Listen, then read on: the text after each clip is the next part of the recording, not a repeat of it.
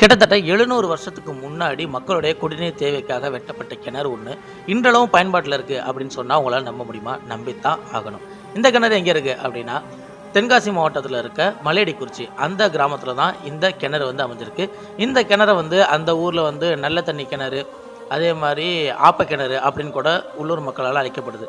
இந்த கிணறு பார்த்தீங்கன்னா, பாண்டிய மன்னன் சடையவர்மன் சுந்தரபாண்டியன் அவனுடைய ஆட்சி காலத்தில், அவருடைய 12ஆம் ஆட்சி ஆண்டில், அதாவது 1314வது வருஷம் திருவெண்காடுடையானான தமிழத்தரையன் அப்படிங்கிறவர் இந்த கிணறை வெட்டியிருக்காரு. இதுக்கான கல்வெட்டு அந்த கிணத்து பக்கத்திலேயே இருக்குது. இன்றளவும் கூட இந்த ஊர் மக்கள் குடிநீர் தேவைக்காகவும் சமைக்கிறதுக்காகவும் இந்த கிணத்துல தான் வாளியை போட்டு தண்ணி எடுத்துகிட்டு போகிறாங்க. இந்த கிணறு பார்த்திங்கன்னா மேலே இப்போ கம்பியெல்லாம் போட்டு அடைச்சி கொஞ்சம் பாதுகாப்புக்காக அந்த மாதிரிலாம் செஞ்சு வச்சுருக்காங்க. அதே மாதிரி இங்கே தண்ணி எடுக்க வர்ற மக்கள் எல்லாருமே தங்களுடைய காலணிகளை கிணத்துக்கு பக்கத்தில் முன்னாடியே விட்டுட்டு அதுக்கப்புறம் தான்